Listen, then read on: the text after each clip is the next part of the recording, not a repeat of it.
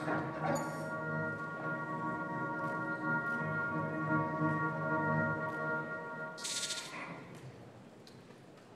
afternoon, everyone. Thank you so much for being here. When we talk about exponentials, we talk about how systems and networks scale. This is a story about the two ways that our societies can scale.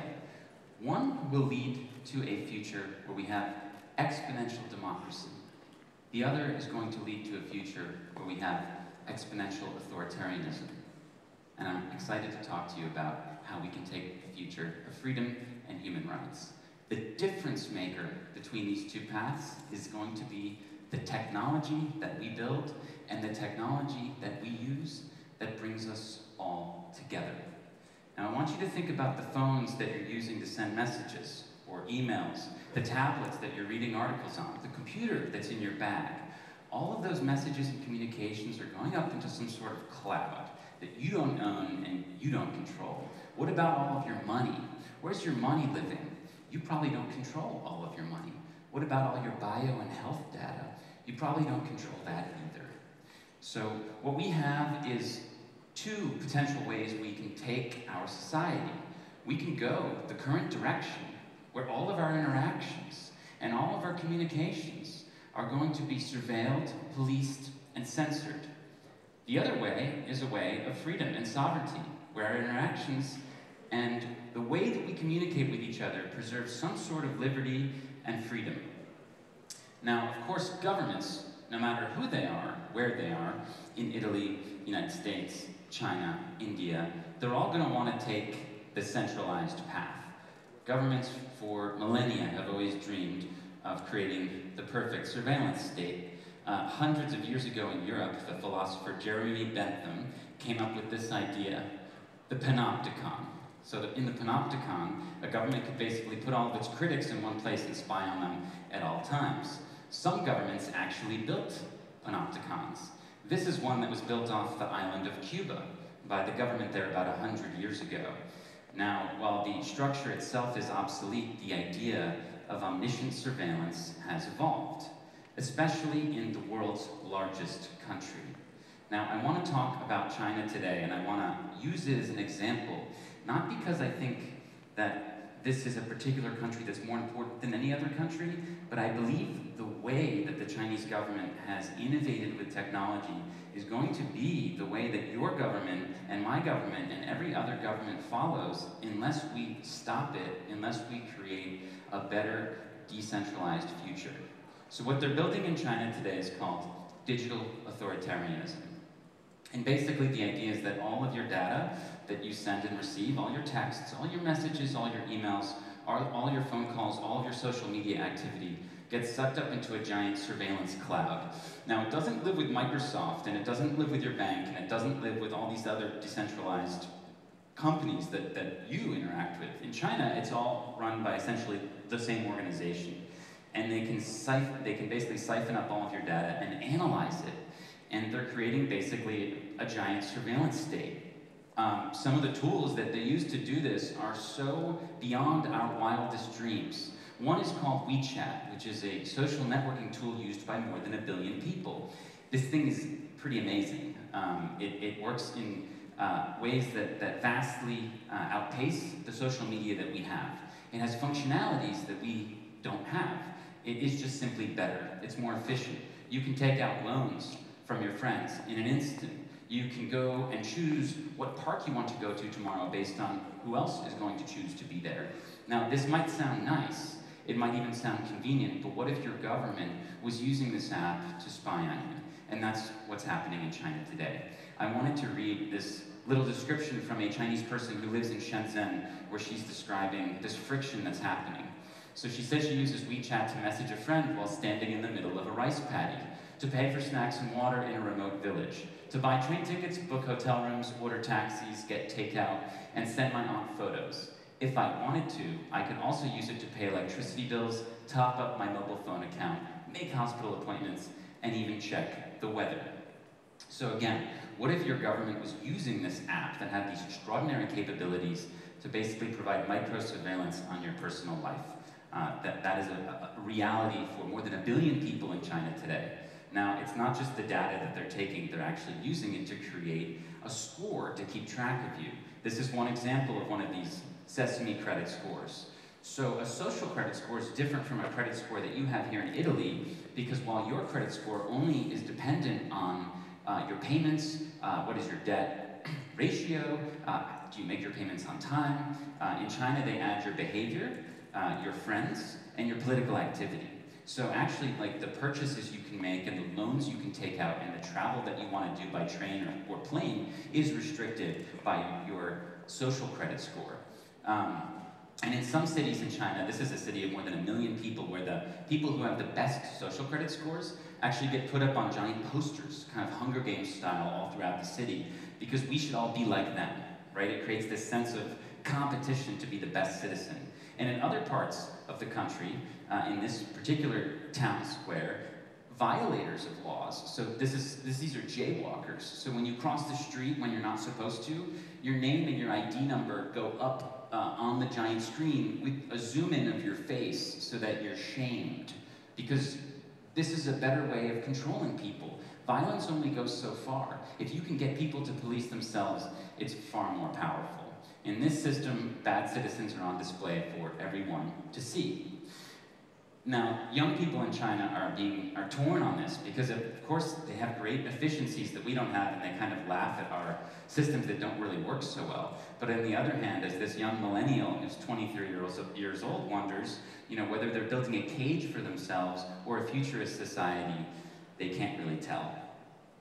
Even in other areas of technology, China is innovating in ways that we can't even grasp. So this is surveillance sunglasses that are smart sunglasses. So when this woman who's a police officer looks at you, she actually brings up all sorts of data about you that then they can use to make a quick determination. So this is sort of what this data looks like in real terms for them as they're peering out from their cameras. This is from an actual demo in China where a particular company is trying to sell its services to the Chinese government. So this kind of technology is called dark tech, and China's obviously the home for innovation for this. Now, what this all leads to is a society where you can actually predict crime. So if your social credit score is low enough, and if you've done certain things that the government doesn't like, they can actually arrest you before you've even committed a crime. So this sci-fi idea of pre-crime is real, and again, this isn't the future, this is the present for more than 1 billion people, and that's why it matters for us.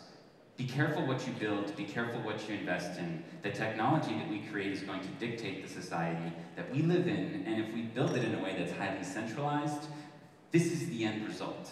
Make no mistake about that.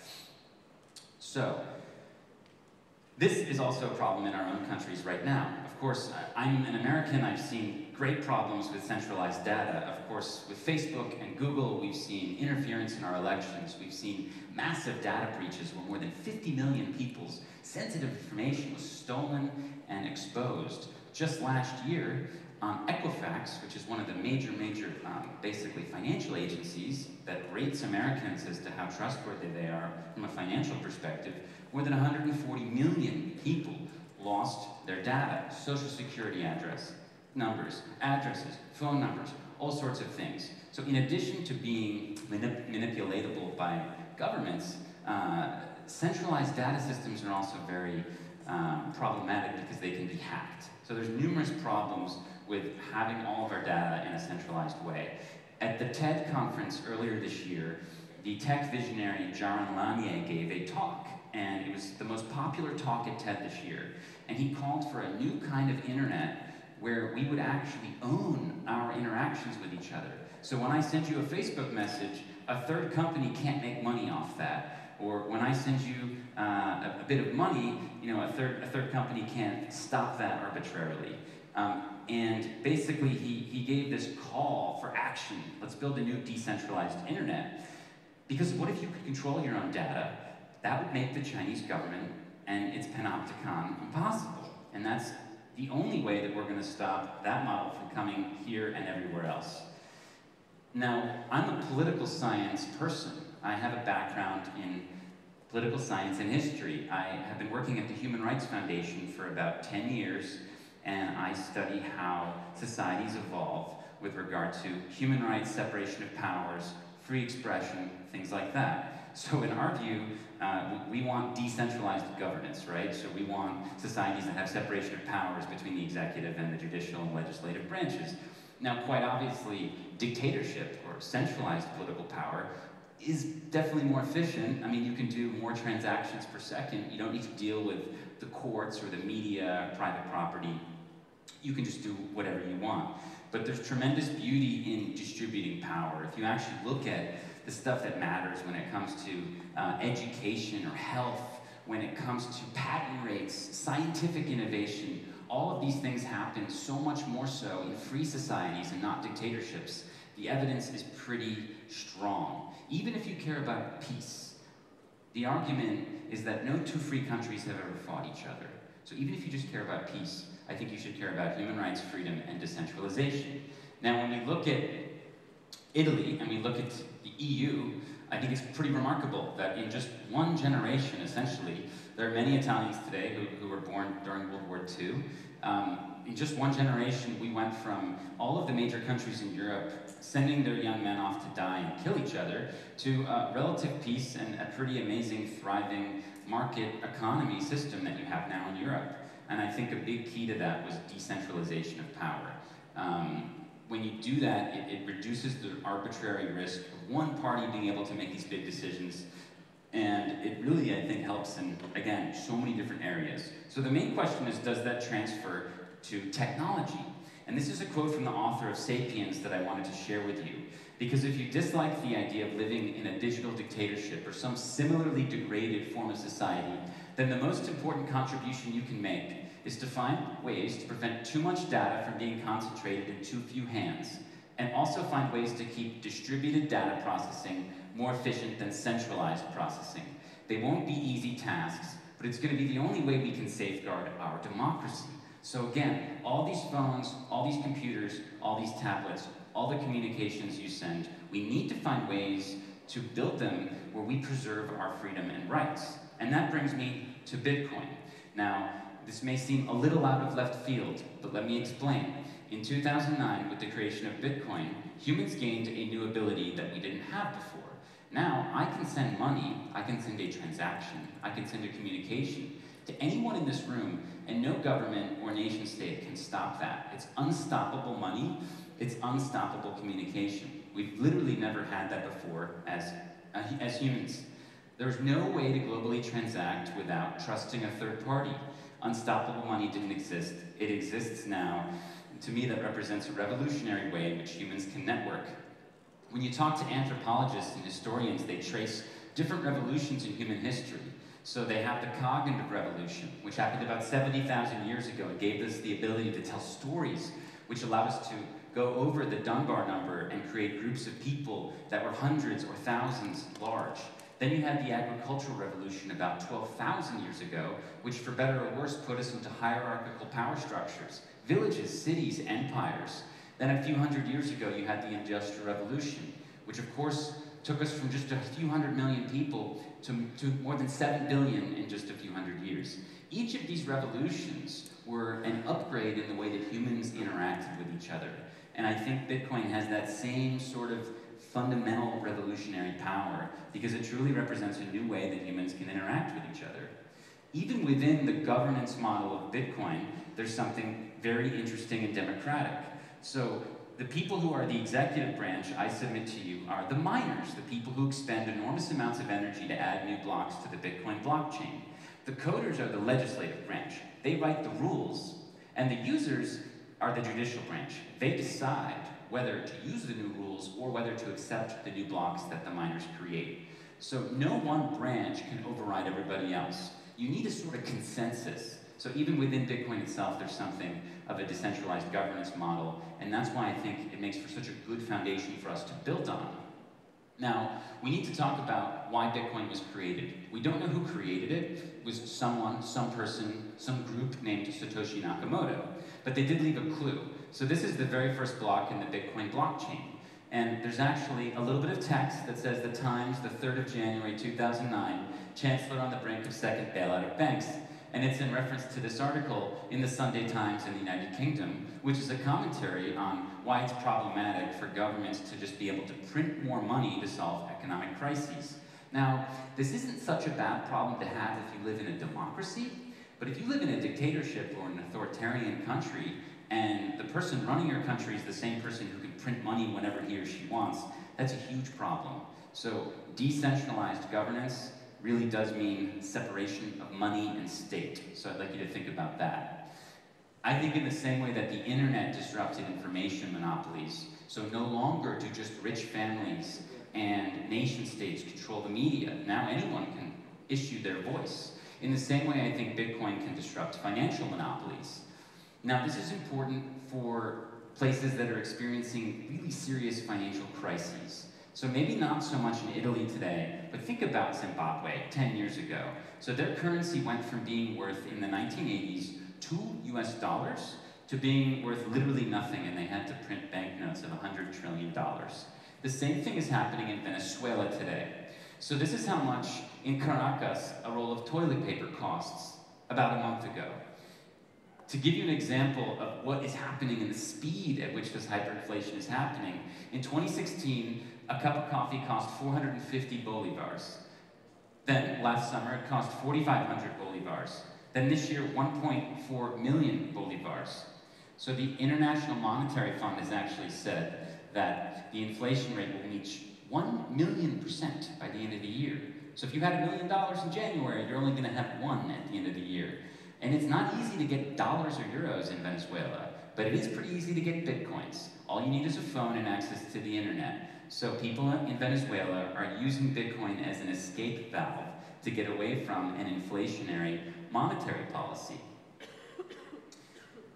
You have a working financial system here. You have depositor insurance. Sure, there's corruption, but it's not as bad as it is in some other parts of the world. Your money as a euro is a store of value. You don't need to worry about it losing 40, 50, 60% in a day, in a week, in a month. But again, most people around the world don't have this luxury. This is a map created by the organization I work for, the Human Rights Foundation, where you can see in red the countries that have highly centralized governance. So just 1 or 2 or 3 people control everything. In the blue countries, that is pretty much a scattered, distributed, decentralized governance system. So for the people in red, this is where Bitcoin and other decentralized networks are most useful. And actually, we talk about innovation on the edge. This is where innovation in decentralized governance and in exponential democracy is actually happening, is in the countries in red. In Iran, in Turkey, in China, in Venezuela, that's where people are experimenting with Bitcoin and other networks because they have to, not because they want to. So it's not necessarily going to happen in Milan or San Francisco. It may happen in Caracas. So here's like a human story of what this actually means. This is a friend of mine. She's one of Afghanistan's first female tech CEOs. Her name is Roya Mahboub. And in 2014, she needed to pay the young woman who worked for her technology company. And the husbands and uncles and brothers wouldn't allow these young women to bring cash home or open bank accounts. And certain software like PayPal was sanctioned. So basically, she started paying them in Bitcoin. This gave them financial freedom. It gave them a control over their money. They had it on their phone, and when they went home, their husbands didn't know any better. So it actually allowed them to do whatever they wanted, which was pretty cool. Now, one of the young women tragically had to escape Afghanistan. She was a victim of political violence, and she went by foot through Iran, through Turkey, and made it to the EU, where she settled in Germany. But she was actually able to bring her smartphone with her, and therefore all of her money with her, and she started a new life in Germany, and Bitcoin appreciated dramatically. So this gives you an idea of the financial freedom it can give some people. But the European Central Bank is not so fond of Bitcoin. This is actually pretty much a thinly veiled attack that the central bank published a few months ago, saying basically why Bitcoin is not a currency.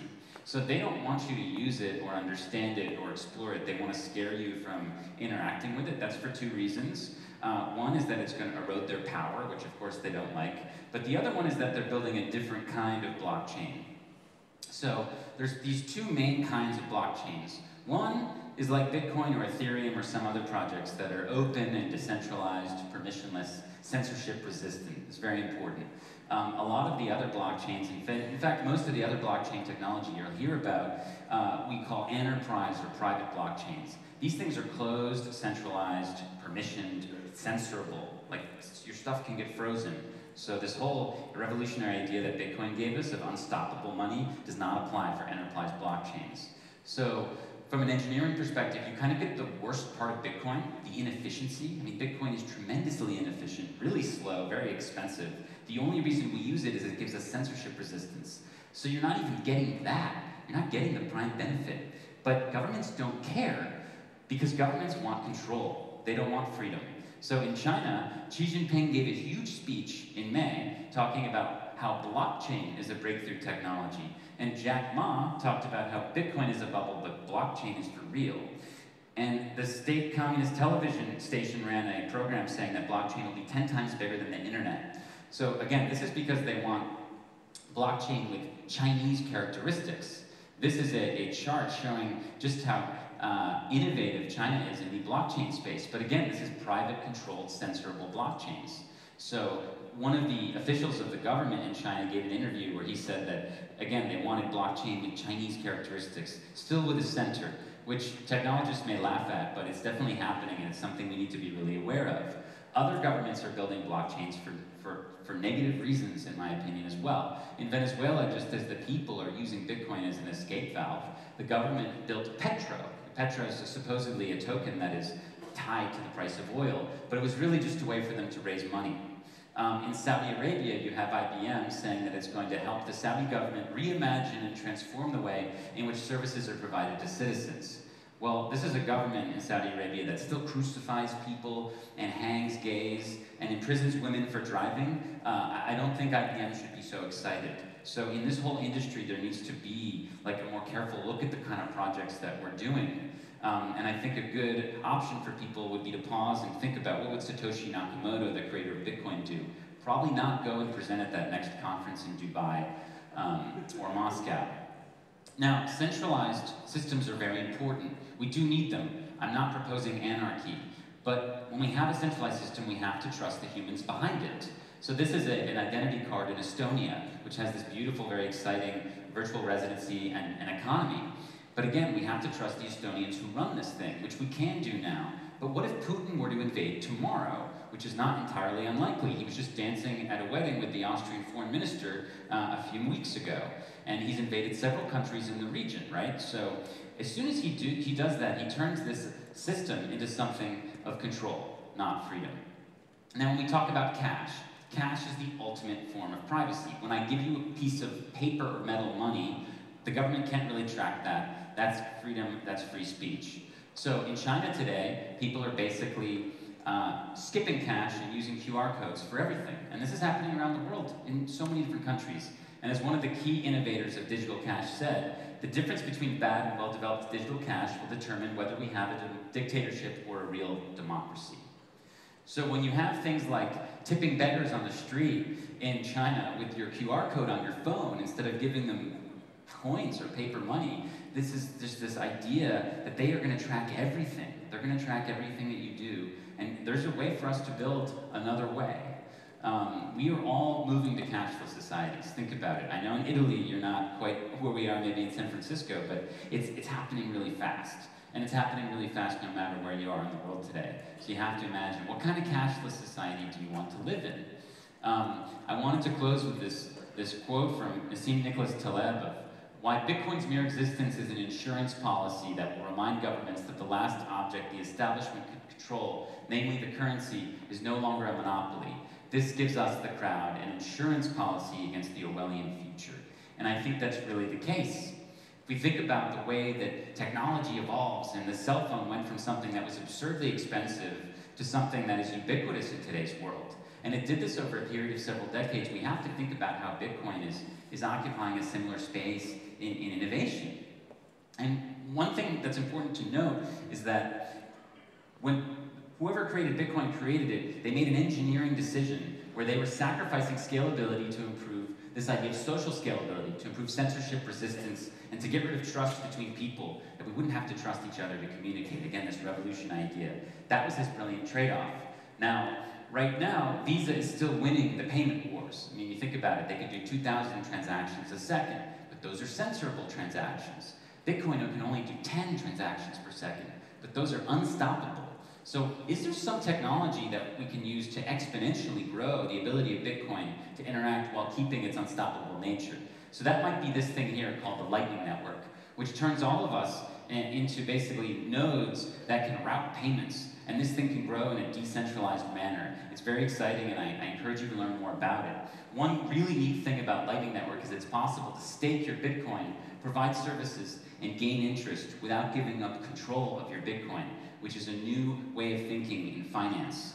So there are all kinds of innovations happening in the Bitcoin space, but we can't get to those unless we decide to build this future. The best time to care about the human impact of e-commerce networks was 20 years ago. The second best time is today. So I want you to think about that as you're building whatever you're building and as you're investing in whatever you're investing in. If we don't build this alternative decentralized future, the Wechat model is going to win. So if we go back to the author of Sapiens, I wanted to close with this quote because I think it means so much for our near future. The algorithms are watching you right now. They're watching where you go, what you buy, who you meet. Soon they will monitor all your steps, all your breaths, all your heartbeats. They're relying on big data and machine learning to get to know you better and better. And once these algorithms know you better than you know yourself, they can control and manipulate you, and you won't be able to do much about it. You will live in the Matrix or in the Truman Show.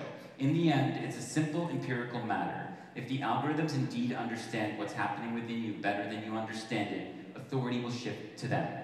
Of course, you might be perfectly happy ceding all authority to the algorithms and trusting them to decide things for you and for the rest of the world. If so, just relax and enjoy the ride. You don't need to do anything about it. The algorithms will take care of everything. If, however, you want to retain some control of your personal existence and of the future of life, you have to run faster than the algorithms, faster than Amazon and the government, and get to know yourself better than they do. To run fast, don't take much luggage with you. Leave all your illusions behind. They're very heavy. I love this quote, not only for its message, but also for the way it encourages us to be open-minded. You may not believe everything that I said about Bitcoin or about how we have to build a decentralized future, but the good news is you can read all about it and learn and make a decision for yourself. So the main idea is, do you want to scale democracy? Do you want an exponential future of democracy? You need to fight the Panopticon and invest in decentralization, or you're not going to get it. Thank you very much.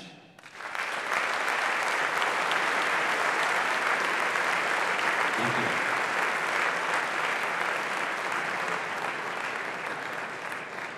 So maybe we have some questions. Questions time is back.